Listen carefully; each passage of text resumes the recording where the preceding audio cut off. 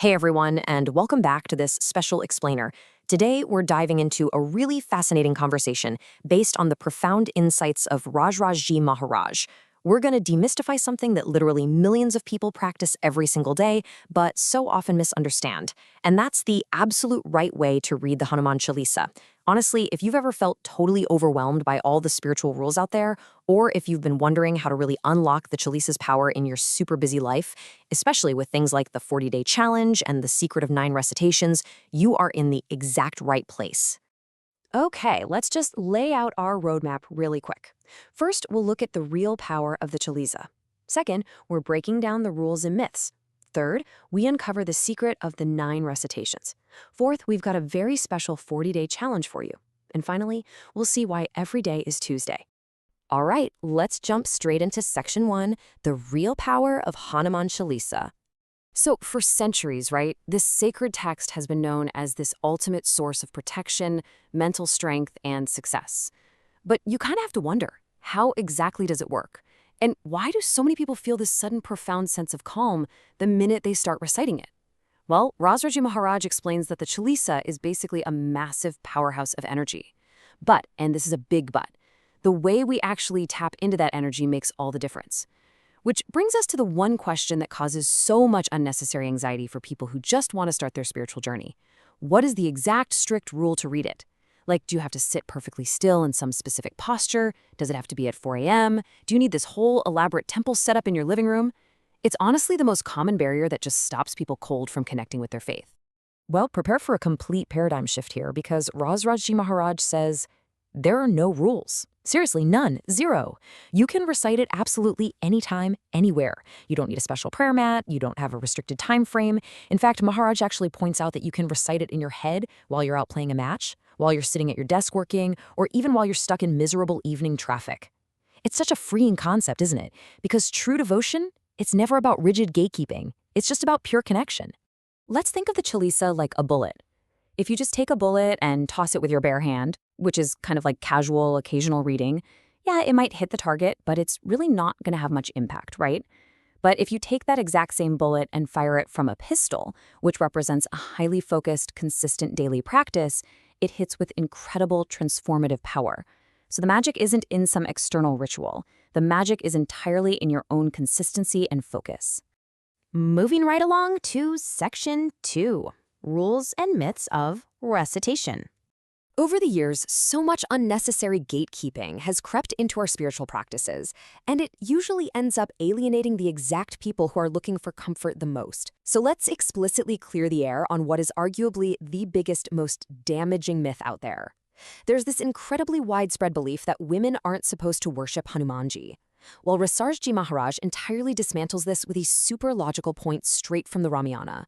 He asks, if the demonesses of Lanka could worship Hanumanji the absolute second he arrived, why on earth can our own mothers and sisters? Boom, myth completely shattered. Hanumanji's grace and protection are equally available to absolutely everyone, no exceptions. Now, a really important question comes up. How do you maintain this uninterrupted connection when physical rituals actually might be restricted, like during menstruation? The answer is something called mental recitation, or Mansik Paath. This simply means reading or chanting the Chalisa completely from memory, just within your own mind, without physically touching an idol or a holy book. Your devotion literally never has to hit the pause button. Your mind is always a pure space for that connection. All right, let's get into Section 3, the secret of 9 recitations. This is where it gets really practical. So, Rasraj Maharaj gives us this beautifully flexible system for daily recitation that scales to whatever is going on in your life, no matter how crazy your schedule gets. Now, the absolute gold standard, the ideal, is 11 times a day. But hey, if you can't do 11, doing it 9 times balances the 9 planets. If 9 feels like too much, 7 times protects you across all 7 days of the week. Stepping it down to 5 times honors his 5-faced or Panchmukhi form. And at the absolute baseline, reciting it just 3 times cures the 3 primary pains of life: physical, divine, and material. There is literally a level for every single routine. But I want to pause here, because what's incredibly powerful is the massive emphasis placed specifically on the number 9. If 11 recitations feels like way too much of a stretch for your workday, aiming for 9 is just incredibly potent. Maharaj notes that chanting it 9 times throughout your day keeps all the navagraha, meaning the 9 planetary influences, working entirely in your favor. It's basically the perfect spiritual sweet spot. You maximize the impact while still easily managing your busy modern life. Which brings us to Section 4, the special 40-day challenge.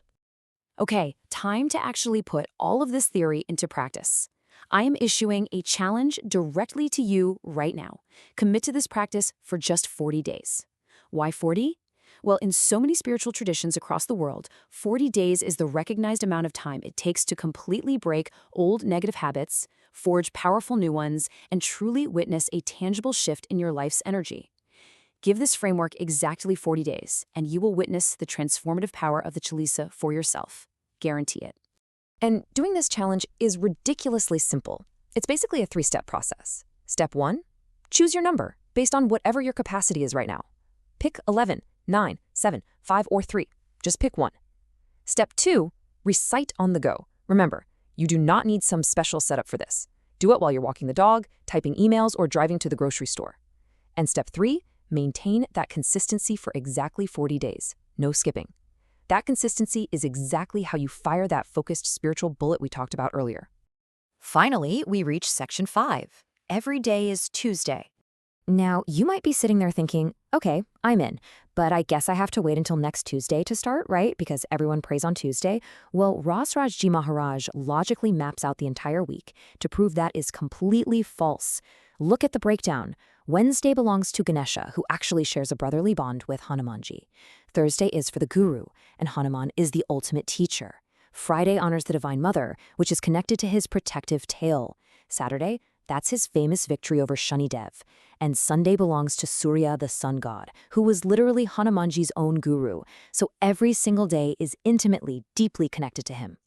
Which means the whole thing boils down to this really beautiful, uplifting realization. Every day is Tuesday. Every day belongs to Hanumanji. You absolutely do not have to sit around waiting for a Tuesday to seek his protection. And you definitely shouldn't feel guilty if you miss a specific day. His power, his guidance, and his energy are fully accessible to you instantly, any day of the week, whenever you call upon him. So as we wrap up this explainer, I really want to leave you with one final provocative question. What is your number going to be? Starting today, not next Tuesday, not tomorrow, but today, which number are you going to choose for your 40-day challenge? Are you going for 11, 9, 7, 5, or 3? Pick your target, start firing those focused spiritual bullets, and begin your transformation right now. Thank you so much for hanging out with me today, and I seriously challenge you to take that very first step today. Catch you next time.